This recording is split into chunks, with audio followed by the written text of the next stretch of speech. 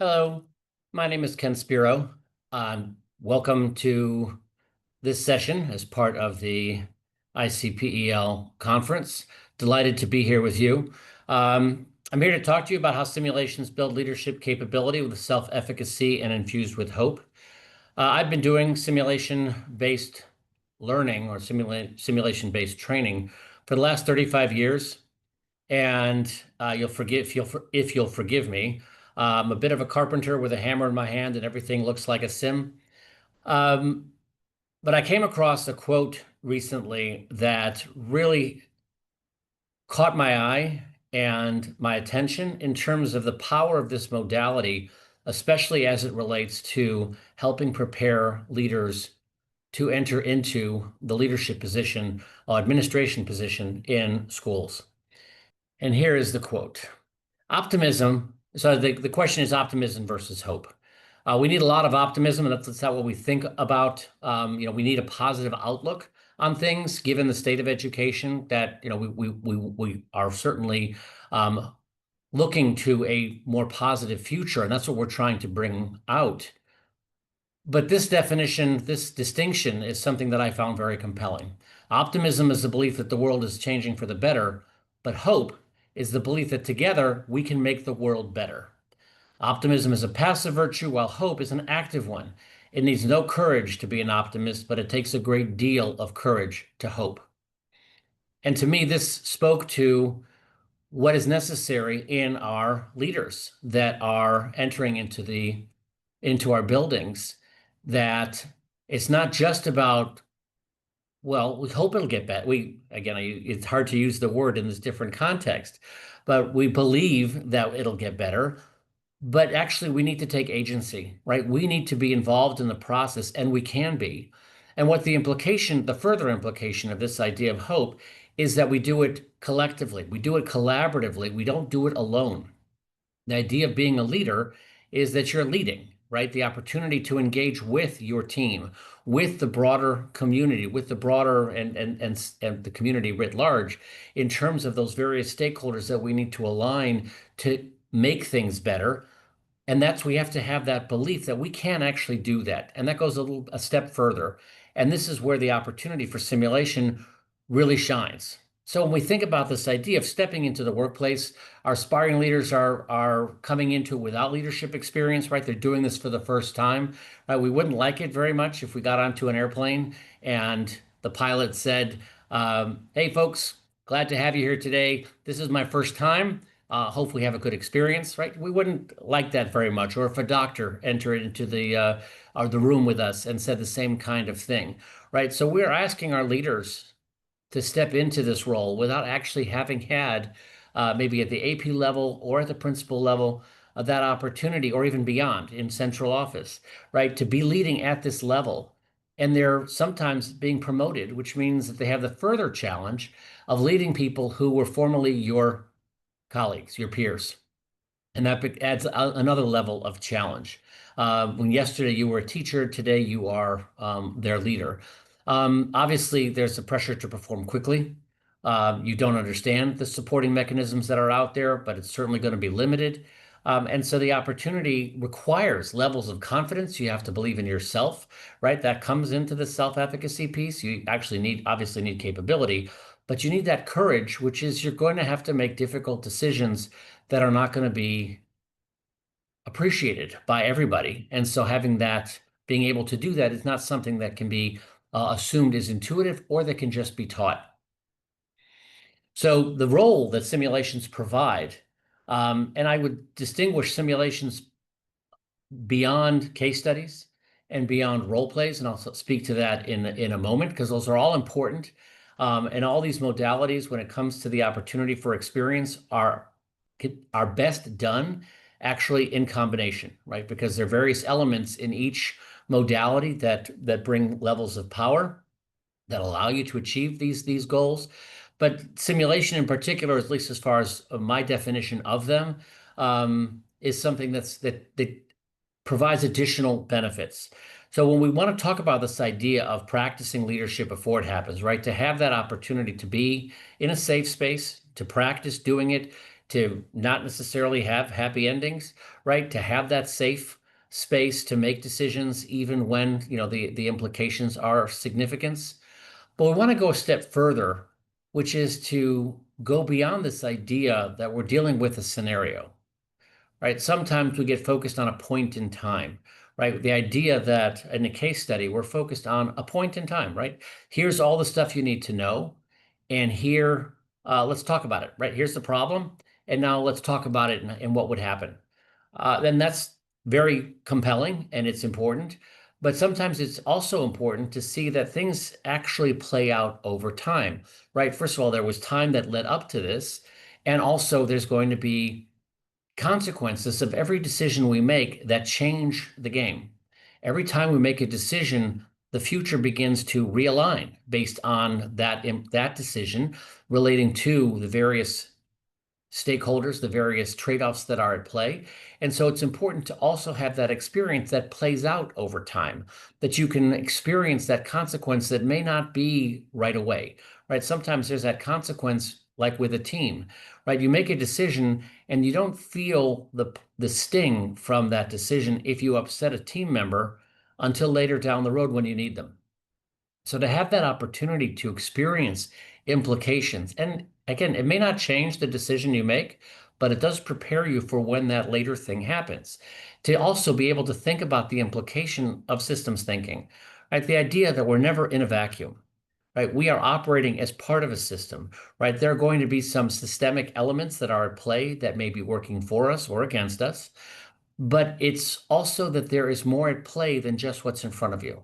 Right? When you make a decision with a student, right, there's the other students, there's the other staff, there's the parents, there's the community, there's the district, there's the whatever the case may be. It goes well beyond just where we are in the moment. And again, it may not change the decision you make in the moment, but thinking through what could happen from, with respect to the ripple effect, that is something that is important to bear in mind always, because that's what's going to come back to bite you. And in this kind of approach, the opportunity to be exposed to alternative ways of thinking, right? Alternative decisions. One of the things that's a little frustrating to me in role plays is the idea of the open-ended response is important, but what are you drawing on to make that decision? You're drawing on what you know. It's not necessarily giving you the opportunity to expand beyond what you know, right? Because all you can do in the moment is how you respond, which again, is very, very important to be in that space and have that opportunity for amygdala hijack.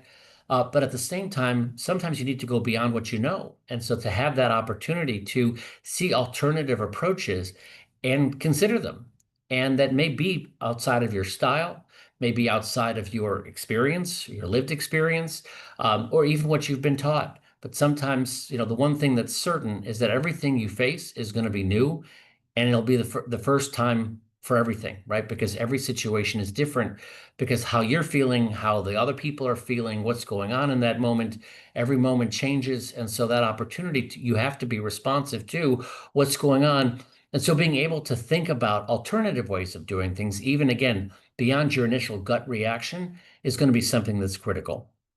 So let's take a step out and take a look at an opportunity for a different modality of simulation. Some of you may be familiar with it, but others not.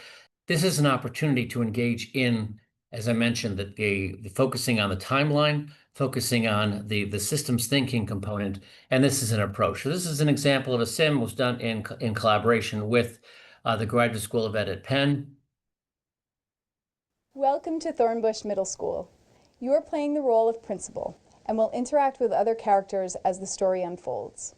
You have been in this role for the last 2 years, during which time you have focused attention on reading and math scores, strengthened each department, refurbished the tech lab, and initiated a rigorous anti-bullying initiative.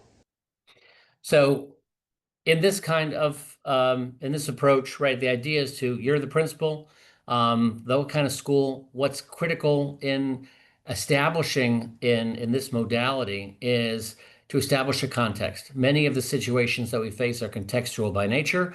And so it's important to recognize to build that situational awareness. That's a key element to building that capacity for what we're talking about, and knowing where you are, when you are, with whom you are, right? That's the beginning of the process. And so, just like with a case, we're going to introduce the case, and so we're starting with priorities, not starting with the problem, but just starting with the nature of where things are. Priorities. And we're going to talk about, and I'm just going to click through this quickly.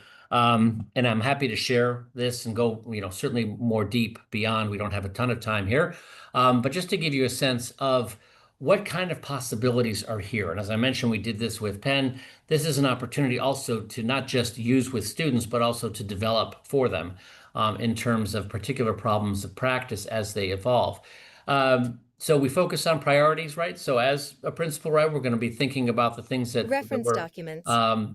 that are priorities. January 4th. Welcome back. So here's just some insight into, the time of year, right? It's winter. So now we're at into the second half of the year, focusing on some aspects of the priorities, but time of year is part of the context, something to be cognizant of, right? Because your behavior is influenced by there's not just a core set of this is the way to make decisions or this is what's important, right? That shifts over time because of the implications of where you are in the school year. Citizens for Progress. There are also opportunities to be thinking about beyond, what's going on in the school, right? Beyond what's just in front of us in our little bubble, if you will, right? So here there's a community group thinking about issues relating to budget. And obviously this is called the budget challenge. And so as you would glean, this is a challenge that you're going to have to deal with relative to budget, which I thought was timely relative to some of the challenges that are being experienced today. But this is just insight into a community group, which is expressing loudly some of their opinions. Email from Technology Director. We also have issues internally with respect to stakeholders. This is, from tech support, but the idea that budgetary issues relative to technology there are implications. Email from Parent Liaison. We also have concerns from parents and their implications relative to school safety, relative to other things that might be going on that are parental concerns, and obviously parental voice is taking on an increasing it's getting an increasing level of attention. January 10th, preliminary. And now we're looking at the budget and seeing where we are and being able to make sure in the areas that we have control over, right? So obviously we're limited in terms of what we have agency over, but so it's an opportunity to reflect upon that. January 13th, intercom. And now we start the day. So the part of the issue is also to put things into a context, right? We can talk about a budget challenge and put the budget information in front of you and have you reflect on it. But this always happens in a context, right? It's always happening during other things going on. And to be able to place that into that from a systems thinking perspective, if you will, is not just the system, but it is the flow of time, right? So what's happening in your day, right? So in terms of, here's an opportunity to, in the student's mind, to engage them at the level of, okay, you're at lunch duty, and it's kind of a normal day, if you will, and you get called. So what do you do? This is a small issue of decision making, but already it gets you, when you get that call out, do you go right away? Do you not? Again, just an opportunity to engage in that collaborative thinking. If you're doing this synchronously, that opportunity to have students engage with each other on the different things that they might do. But let's just say we return to the office because we got called, but what the implications of that would be. Do we complete the lunch duty because that's our responsibility? Let's say we did that. Back in the office. And then we get back to the office and duty, we're going to see email an from email from superintendent. the superintendent. From superintendent regarding.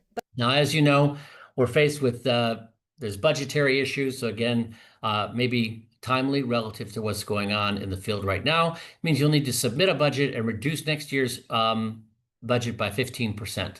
And that's going to be your charge from the superintendent, and you're going to have to go about executing upon budget that. cut consideration. And so now the question becomes, okay, so now we sit back for a moment and reflect.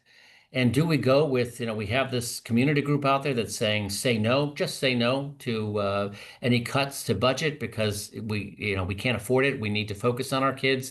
We can't cut back, or just cut across the board by 15%, or do we focus on our priorities and decide we're going to cut here, but we're going to preserve the investment that we've made in those other places? And what about who's going to help you, right? The question about the budget cuts is not so much about what you're going to do and more about whatever you choose to do, how are you going to do it? Because the implications of that go way beyond just the numbers, right? It goes beyond there are going to be consequences to everyone in the budget cuts, one way or another. And the question is, do you give them agency? Do you not? As the leader, do you just lead and you make the decisions? Or do we do this together? Clearly, not everybody's going to be happy with this, with whatever choices you make. And so how to go about that, the question isn't How would you just address to budget cuts? think about the problem, but to live through the implications of acting on it and also making mistakes, right? Our best learning from experience comes from making mistakes. This is the opportunity to make decisions, to see what happens and to roll with it. The opportunity to engage in not just the thinking, but also the doing to see how it is that we can make things better. And again, we may not make the right decision, but we come out ahead because we manage other elements. How we define success becomes obviously relative because we live to fight another day, right? This is one issue that's going on in this moment, and we're going to have to make decisions, and this is going to be um, compelling and take a lot of our brain space. But the fact is that we have other things going on, and how we manage with this is going to make those other things also easier or harder. So this is an open-ended opportunity to be thinking about how you're going to deal with this. And then we get into Addressing that budget opportunity cuts. to think about what we're going to do. And this is a choose your own adventure type approach where you're going to make a decision and that's going to take you down the path and you're going to live it. So do you say, nope, I'm not going to make any cuts? Do you do it on your own or do you do it with a group? And this is where you start to get into that opportunity where they have the opportunity for the open-ended response, but now we're going to provide choice options where participants can be thoughtful about, because if they're engaged, and often they're engaged because of the underlying story, then the opportunity to have them, when they see these choice options, that voice in their head doesn't let them look at them and just dismiss them completely. They actually consider them. They begin to think about, well, what if? Ultimately they'll make a decision. And if they're doing it synchronously, they have the opportunity to not just have the voice in their head, but also the other voices of their colleagues and be able to proceed. And then this, again, goes down the path of dealing with this situation as it plays out over time. So in terms of utilizing this kind of modality, this kind of approach to simulation, it does provide that vehicle by which we, again, have that flow of time. We have that opportunity to be considering different things. We have the opportunity to experience consequences in the moment of decisions that we're making in the flow of time and also the broader system, right? We're going to have implications no matter what we do. We're going to have voices that are going to come at us from the parents, from the community, from the district, from our teachers, from the students. These are all things that need to be considered, and they're all going to want different things exclusively, right? There is going to be, I can make this one happy. There are some zero-sum elements to this because some will just be unhappy with the other when the other gets the positives. Then they perceive the negatives, and it's just something that has to be experienced. And so the opportunity to engage and this kind of approach allows for not just, self-efficacy is one level, right? It's belief that I can do this. And that's really, really important, right? To have people walk out and feel like these are really difficult decisions and I may not get it right, but I can do this. And the consequences, I'm not sure what's going to happen, but I'll handle it, right? That's the self-efficacy that we're looking for, because again, there's so much uncertainty that they're going to have to face. And to really increase their resilience and the initiative, these are the kinds of things that we want to build. And there's been lots of research about this in terms of self-efficacy.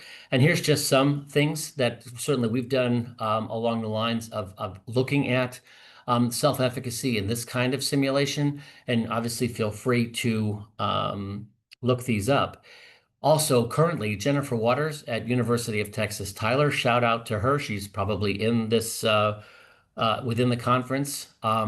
She's actively doing research around self-efficacy and cognitive load. She's been doing it for the last few years and has been actually adding additional university partners who are interested in participating. But there's an opportunity to look at how students increase self-efficacy, just how they're feeling. Obviously, you can't measure much beyond that until they're in the field, but that opportunity to grow that.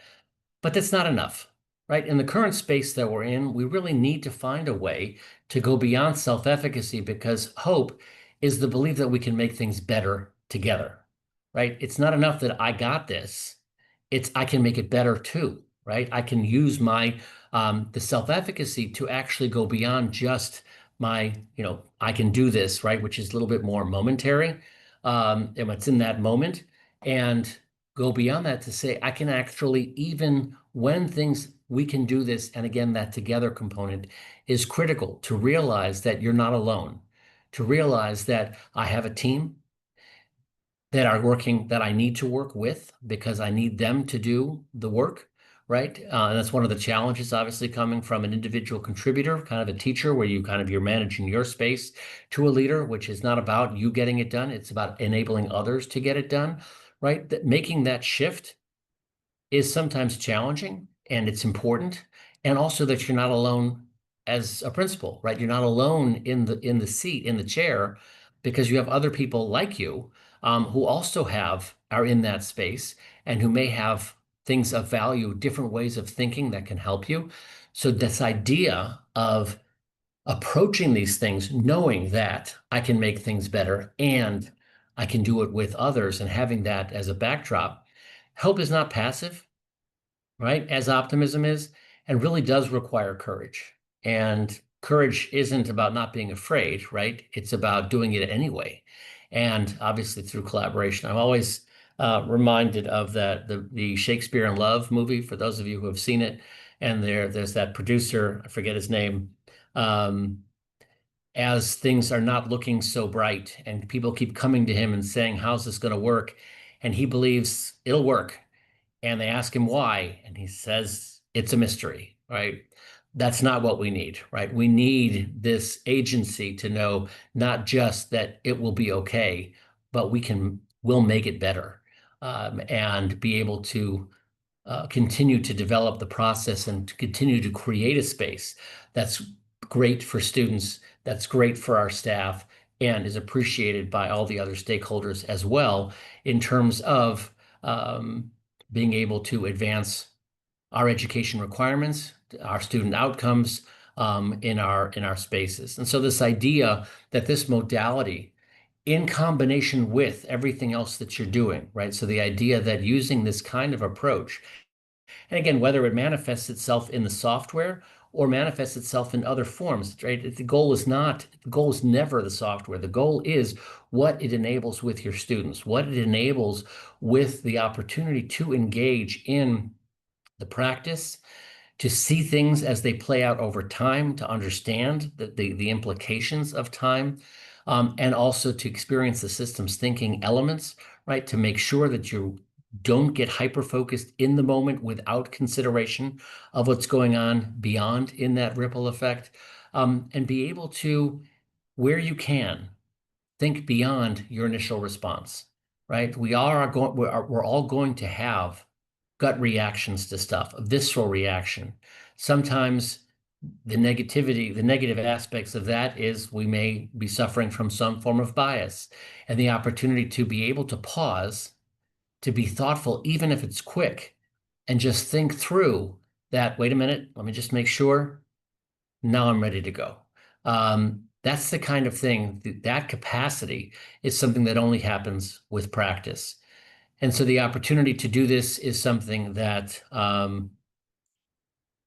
we look to support. And if there's anything that I can do to help in your practice, I'm more than happy to speak with you further. Would love to speak with you further. I'm sorry that we're not together in this conference, but I do look forward to connecting. Please feel free to reach out. You can reach out for more information. Happy to share with you that simulation if you're interested in seeing more, and obviously others, or just to talk about this concept. And also, if you're interested in research, this is something that, in terms of utilizing this modality to engage students and potentially utilize as far as other research requirements or other research objectives that you may have, by all means, that's something we'd love to chat with you about. So with that, thank you very much for your attention, and I hope to speak with you soon. Enjoy the rest of your conference.